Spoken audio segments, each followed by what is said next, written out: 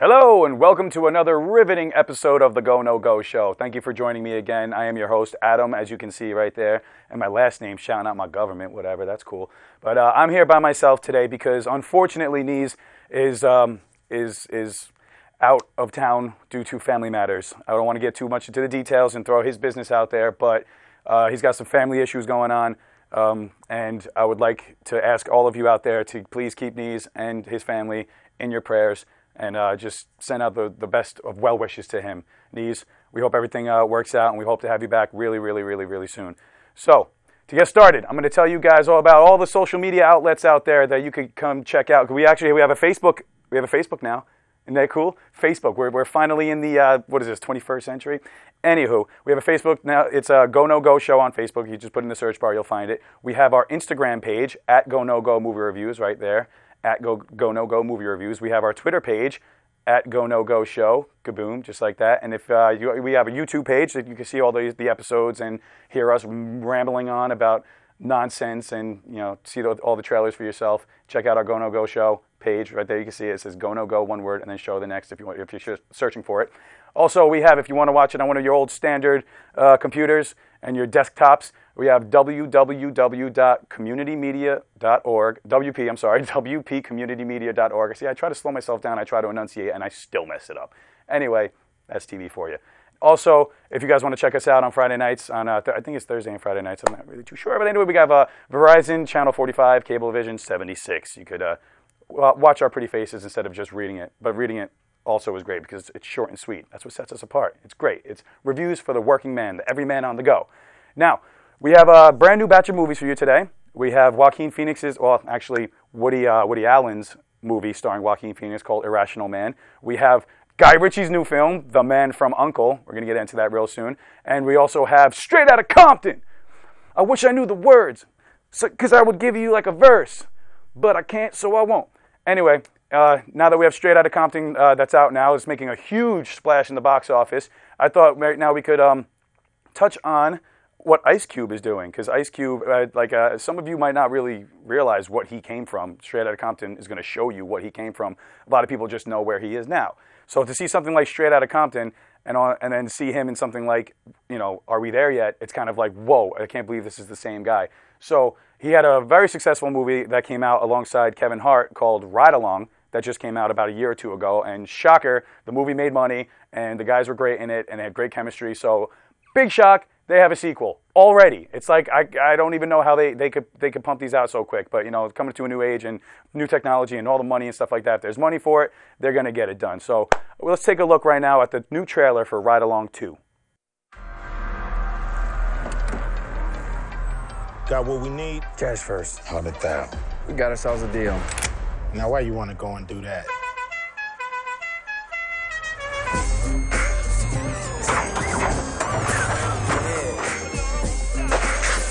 Sound good to me. I see all these muscle cars, but I don't see no muscle. Collarbone, trick move. Is that yours? Your partner is marrying your sister? Good cop, sex cop. Corey is the best wedding planner in Atlanta. So what you going to do? I'm not intimidated by you. What you gonna do? I'm stepping up. You wanna get big? I'm sick of this. What speed was the fan on? All the new dealers in Atlanta are getting supplied through Antonio Pope in Miami. You need to get me something on this guy. 2 days tops. So get a team together and fix this. Miami, James, I'm going. Make sure you're back in time to make me Mrs. Blackhammer. Hey, Ange, you know where my thongs are? Check my top right drawer. Wow. Oh, they were in my panty drawer, not yours. We're going to go by Miami PD, let them know we here. Oh, what's your problem? You're at my desk. Oh, Soft tissue manipulation. Detective Peyton. Detective Cruz. I'm not shaking your hand after that. Everybody get down! Pope is moving contraband through the port. You're going to help me get some hard evidence on him. How do we get in undetected? Name? Prince Admiral Stephen Matumbe. Plus my 2 servants. I'm not your servant. You are what I say you are. Sign of respect. I cannot feel my face. Oh, we got company. Lose him. Hold on. Are you signaling? It is a force of habit! Let's get ridiculous! The brothers-in-law just got to town. You say that again, I'm gonna shoot you in the face. I need you here now. I'm marrying someone on Saturday. That beat make the crowd go hard. Drop your gun, man! Put it down! Put your gun down. Again? My nerves is bad, man. Oh, my God. He a zombie. Headshot, walking dead. So, James. Let's get ridiculous! Okay. All right, I can see why they rushed into a sequel. That looks pretty funny, I got to admit. I'm a huge Kevin Hart fan. I don't know. It's one of those, I guess he's one of those guys, you either love him or you hate him. Sometimes he annoys people, but I love him. I think he's hysterical. The whole headshot, walking dead thing, I love that. I get to watch him go on a rant for hours. But keep that in mind for when we get to the very last review. Keep that vision of Ice Cube in your head because it's crazy. Anywho, let's jump right into it, shall we? We have Joaquin Phoenix is back, thank goodness. He's one of my favorite actors. He's phenomenal. He's back on the big screen with Woody Allen's new film called Irrational Man. Let's take a look. I hear Abe Lucas is going to be joining the faculty this summer. Really? That should put some Viagra into the philosophy department. Professor Lucas, welcome to Braylon. Thank you. It's so good to have you here. Your paper was quite good. Am I blushing right now? He's very radical, very original. You either love him or hate him, really. When I heard you were coming here, I had fantasies that we'd meet. Something special would happen. I haven't been able to perform in nearly a year. I can't write. I can't breathe. I couldn't remember the reason for living. And when I did, it wasn't convincing. Word around is your philosophy professor's got a bit of an alcohol problem. Oh boy, that's just one of his problems. I just hope you're not starting to care for him too much in the wrong way. You suffer from despair. How comforting that would be. Are you aware of what's going on in this too? It was at this moment that my life came together. There was no question there was something lighter about Abe. Good morning. Full of energy this morning. Yeah. His spirit seemed up, he seemed more focused, and yet for some reason, it bothered me. Hey, something wrong? My thoughts were very mixed up and troubled. The dizziness and anxiety had disappeared. I was happy and enjoying the joy of living. What happened to the philosophy professor? Christ, you were like a caveman. I heard that you had a theory about Abe. You promise you won't tell? You have my word. Life's ironic, isn't it? One day a person has a morass of complicated, unsolvable problems. What the hell are you doing, Abe? And then in the batting of an eye, the dark clouds part. She can enjoy a decent life again. It's astounding. I'm Abe Lucas. I've had many experiences and now a unique one. This was the meaningful act I was searching for. Okay. All right. Look at him. Oh, there he is. I'm standing there. Look, I'm holding Joaquin Phoenix in my hand. Isn't that nice? No, I'm glad. This is the first time I actually saw the trailer for this. I wasn't aware that it was in the theater until I started looking up times and new movies to review for the show. And I'm glad that the trailer doesn't give away what that is, what he was talking about when he was like, oh, I got this new thirst for life, and that's what the act was, and blah, blah, blah. When you find out what that is, this movie it makes kind of a weirdly dark turn, but it's very enjoyable, to tell you the truth. I love Joaquin Phoenix. He's one of the best actors out there. He really nails this role. He looks like he's tired in this one. He looks like he's just like phoning in. But that's what makes a great actor. He completely just dives into his character, and his character is this alcoholic, just lost his vision, lost his direction, alcoholic philosophy professor. And he nails it. He really does. He put on some weight for it. He's got a beer gut just like me. He's great. Maybe relate to him a little bit more. But he really nailed the whole just clouded minded. Used to be brilliant, but now I think lost it or whatever. And then he picks up a little bit towards the end when you see what's going on. But Woody Allen. All right. It's you love him or you hate him. I mean, it's kind of you love him or you hate him. Or sometimes for me, he's just kind of like. He's Woody Allen, he reminds me of like the Nicolas Cage of directors, where for every great movie that Woody Allen comes out with, he has like 4 or 5 movies that are just why'd you make these like that? So it's weird. You always see a Woody Allen movie in the theaters. I think he has a contract or something where he has to make at least 1 or 2 movies a year.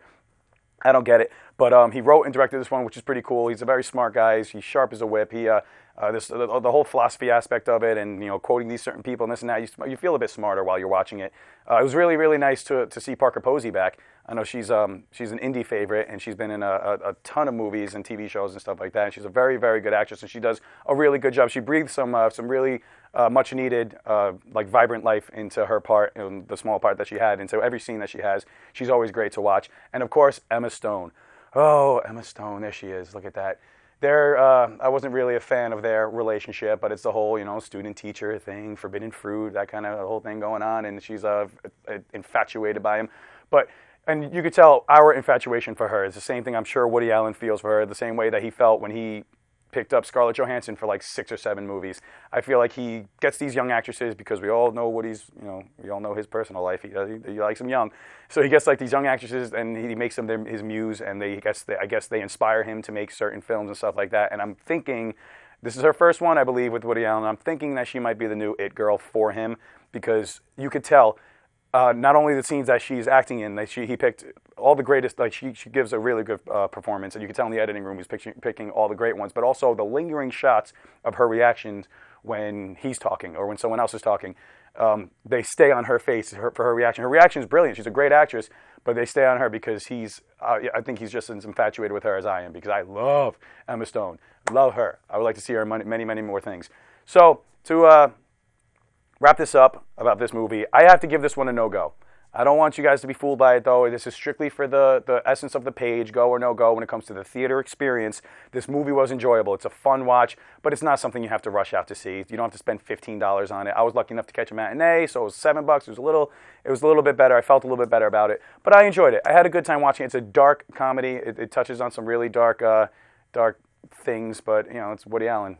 He's always been somewhat controversial in his life and in his film career. So I recommend checking this out when it comes to Netflix or on demand or something like that. So no go for Irrational Man. Wrapping this one up, getting right on to the next one. Guy Ritchie is back with the espionage caper, The Man from U.N.C.L.E. Let's take a look. Are they still following us? Yes. Is there one of them? Hmm? Is he looking at us? Hmm? Does he have just one hand on the steering wheel? Mm-hmm. When you hear something that sounds like a gunshot, drive.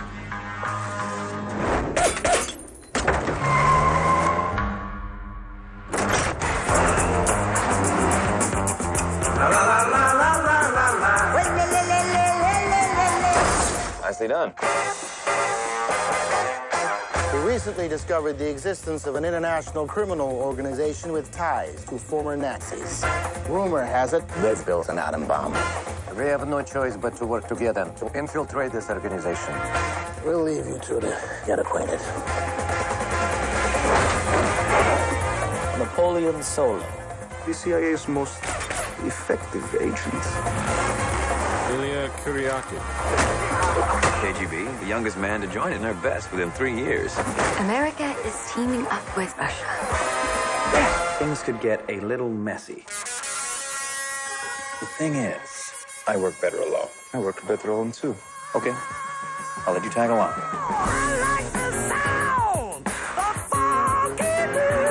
How did you get the invitation to my party? I stole it. So you're a thief. I hope you wear a mask. Sometimes.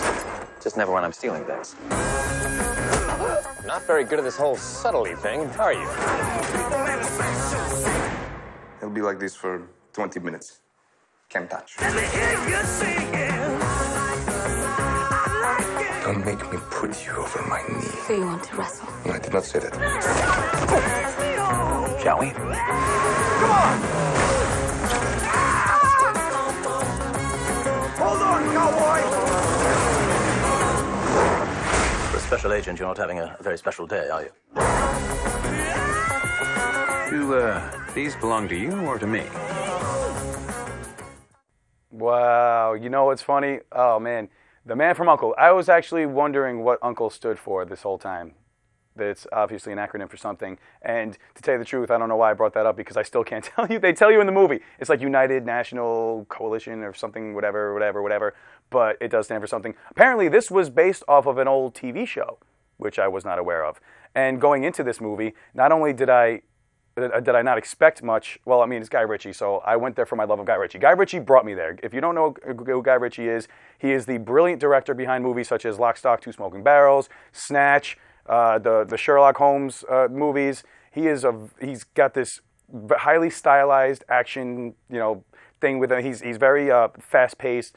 Great, he's just a wonderful director, and I love all of his work. So when I saw Guy Ritchie did A Man from U.N.C.L.E, I knew nothing about this project. I knew nothing about the source material, and to tell you the truth, I kind of cared nothing about it. But I love Guy Ritchie, and I also dig Henry Cavill. He's Superman, in case you haven't noticed. This guy right here, this is our Superman, who's going to be fighting Batman soon and getting his butt kicked. But I like him. I like Armie Hammer as well. He was in The Social Network, if you don't remember him. And right here, Alicia Vikander. I love her. I reviewed a few weeks back, or couple months back, or whatever. I reviewed Ex Machina. If you remember that, the one with the robot and Oscar Isaac and whatever. That's the one who played the Machina, the one who played them. But anyway, she's phenomenal. I love her just as much, if not more, than Emma Stone. So this is a good episode for all the women I'm in love with. Anywho, this movie was slick.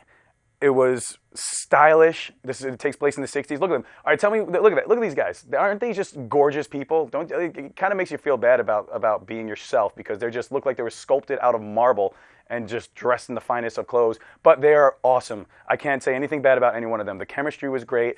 Armie Hammer and Henry Cavill have such a great chemistry together. And it's very weird that you get, right here, Henry Cavill is a Brit. You get him playing the consummate American spy, and Armie Hammer right here is an American, and he's playing the biggest Russian spy. So it was very weird that choices like that, but they nailed it. His Russian accent was amazing. His American one, as you can tell in the trailer, is spot on. And if you think about it, and I never thought of this before, but I'm thinking of it right now, he could be Archer if they made a live-action Archer movie.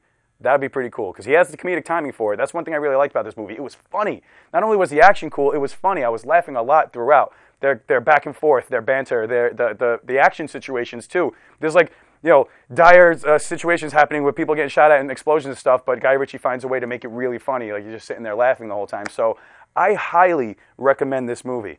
I'm giving this a go, by the way, so that's it. This is worth the theater experience. It's playing in select IMAX theaters as well. It's sharing IMAX right now with Mission Impossible, because Mission Impossible is still doing phenomenally, which it should, because it's a great, great movie. But now they're splitting it because Man from U.N.C.L.E. is just, it deserves to be seen on a very big screen. The acting was great. The chemistry between all the characters, the espionage, all that stuff. It kind of reminded me of like Kingsman, where it's like the secret agent movie, but Kingsman was all about balls to the wall action, and this one's more about the clever, slick spy stuff. So Guy Ritchie, Henry Cavill, Alicia Vikander, Armie Hammer, all make for a very, very good go. Very good, entertaining movie. Go for this one. We're going to wrap this one up and get straight out to the gangsta stuff. You guys ready for it? Straight Outta Compton. Let's check it out. I heard you've been spending a lot of time at your auntie house. How's the couch life? Got my woman and my baby living there. It's hard, man. But everybody can't do what you do. Really, what I do getting played out, Dre. Where the money at? Why you gotta be so ruthless, cuz? I'll make a few changes. Where you think you going? I'm just trying to get home. That's my son. You need to get back in the house or I will ruin your life. I gotta talk to my moms like that.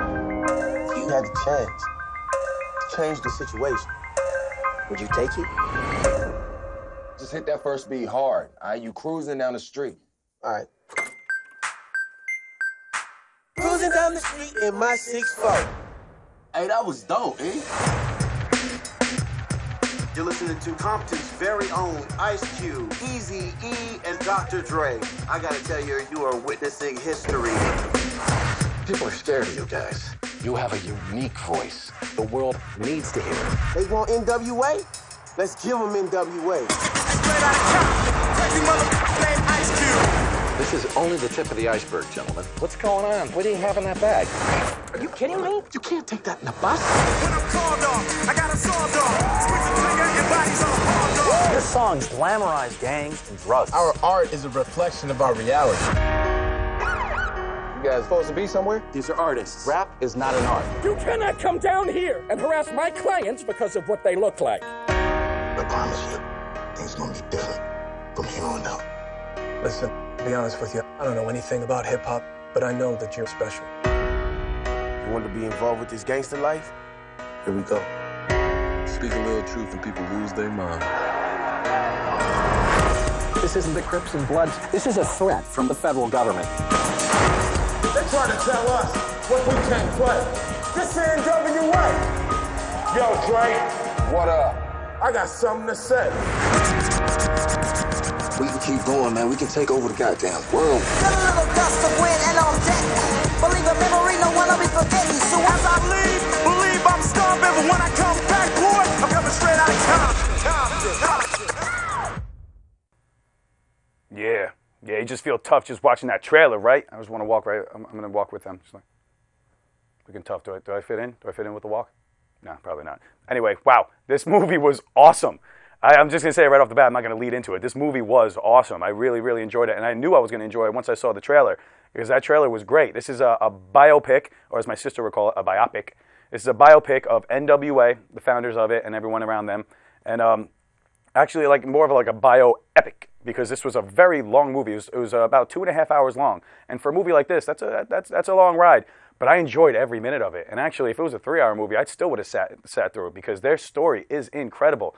This guy right here, this is the guy who plays Ice Cube. And if you saw in the trailer, it looks like what I said in my review is like I give credit. One of the biggest credits is to the casting director or scientists who cloned Dr. Dre, Eazy-E, and Ice Cube, and pretty much anyone in this movie. They touch on Suge Knight. Look at these guys. Look at that. That's the real guys up top, real guys on the bottom. Obviously, Eazy-E has passed, God rest his soul, so they couldn't get, whatever. But he still made a great Eazy-E. Looked exactly like him. Look at those guys, though. Look at Dre. Look at Ice Cube. And I just found out, by the way, Ice Cube's son is the one who's playing him. So that actually makes sense. I got all his genes, and he got a little spark of his talent, too. He did a really good job in this movie. Being his first movie, I'm sure he has a lot of room to grow. But wow, I felt like I was watching these guys in their time, and the story was incredible, man. It was incredible to see where these guys came from. Make no mistake, like they're on top of the world right now. Dr. Dre is, with his Beats by Dre, like those headphones and stuff like that, had one of the biggest contracts in like iPhone or iTunes history to buy his stuff. So he's sitting on top of an empire.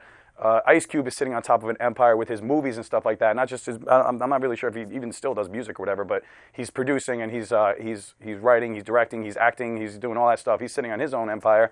Like I said, Eazy-E has passed. He died of HIV, unfortunately. Back in that day, it was 80s, 90s. That was our biggest epidemic or whatever. But they touch on everyone. You have Suge Knight in there, who had a great lookalike. You had Tupac in there, Snoop. All these guys from the start of Ruthless Records, Death Row Records, Aftermath and stuff like that, which is really cool as well, because they show the background to everything. Everything that why they call themselves, the Ruthless thing that you saw in the trailer. It's like, why you gotta be so ruthless? And then it was like, oh, well, I guess that's gonna be my record label. And then Death Row, and then why Dre calls his own record, because he was always working for somebody. But when you open up his own company, he named it Aftermath, and you can see, and they explain why, and it's just so suiting and so fitting, because he was, man, I give him a lot of credit, because it's very easy to fall into the world of excess when you're in this lifestyle, of just partying all the time, this and that. But it shows how Dre constantly wanted to work, and he was a worker, and they were in the studio all the time, just banging out tracks. You had people like Suge Knight and stuff like that, just like partying in the next room, and he'd bust in and be like, what the hell's going on here, blah, blah, blah. So you guys can't just do everything you want, blah, blah, blah. We're in the next room, and we're busting out tracks, we're busting our asses to get out this and that, this and that. So they definitely worked their asses off to get up out of the streets of Compton, because it was dangerous as hell. So like I said before, this guy right here, he's representing Ice Cube. In this movie, you see what he went through, the shootouts, the daily harassment by cops, and basically your life expectancy in that town at that time was probably in your mid-20s or whatever. So for him, for Eazy-E, for Dr. Dre, for these guys to climb up out of basically hell on earth is what it was back in the day. It's the most dangerous town, I guess, in the country. That's what they depicted it as. To climb out of that and just create something to themselves, and not only create something, it was not even like they were successful. Like, oh, we moved out, we're in the suburbs now, and I moved out of there, and I have a great job, and 9 to 5, and this and that. They created empires that they are still controlling today, and still doing it. It just gives you so much, such a better look into where these guys came from, and you get so much more respect for these guys. And to tell you the truth, the music isn't a bad reason to go either. I was, bopping, weaving, straight out of Compton. Like I said before, I don't know the words, but I'm gonna bop my head and still have fun with it. Blah blah blah. I downloaded the album as soon as I got out. Like I know I used to have all these tracks back in the day, but I used to have them on the tape, the cassette ones. You know, you stick the little pencil in and you roll up the film and stuff like that. That's what I used to have it on. So those all went the way of the dodo. So now I have to get with the times, and I'm glad that the music still lives on forever and the message and stuff like that. Because these guys, like you say, yo Dre, I got something to say. These guys were the voice of their generation. They gave a voice to the people who didn't have one, which is very respectful. I mean, they were very controversial. The movie's controversial. It happens. NWA has been controversial since day one. So to think that the movie's not going to be controversial is asinine. That's what these guys do. They stir the pot. They tell, and like they said in the trailer, our art is a reflection of our reality. So people say, oh, you glorify violence and you glorify this and that and the gangster rap and stuff like that. Yeah, I'm sure there's some aspects of it that, some people take the wrong way or whatever, but interpreting one of their songs is just like some kooks who interpret the Bible or the Quran and stuff like that. Some people could take source material, interpret it their own way, and use it for their own violence. But if you take it and just as them telling their story, yeah, it's violent, but guess what? Their lives were violent. Okay, and this has no. I mean, yeah, people are getting a little antsy about it because it has parallels to what's going on now today with the injustice with the cops and stuff like that. But you know what? Sometimes it's reality. You know what I'm saying? I'm not saying all cops. Some cops abuse their power. Not all of them. I highly respect all the police out there, and vice versa. Some of these guys really want to work hard, while others, like Suge Knight and his boys, don't want to work hard and want to just glorify all that stuff. So there's both sides to every story. Don't just get locked in on one. I'm giving this movie a very, very strong go. Very strong go. It was a very entertaining movie. The music was awesome. The message was awesome. These guys clearly came from nothing and made something of themselves. And you really should know this story. It's one of the ultimate underdog stories. And my time is running down now, so I'm going to recap. Like I said before, Irrational Man. No go for the theater experience, but a fun watch nonetheless. The second one was The Man from U.N.C.L.E. Very good time in the theater. That one gets a go. Straight Outta Compton. Please do yourself a favor and go. It's a long run time or whatever, but I really think you're going to have a good time watching it. Once again, I would like to reiterate that Nees is in need of our best wishes and prayers and stuff like that, so please keep him and his family with you guys. And thank you for coming out again for another week. Oh, plus, this is, I think, episode 47, I believe. We're nearing our 50th episode, so look out for a cool 50th episode coming up, and I'd like to thank you all again for sticking with us for this long. So thanks a lot, and we'll see you next time.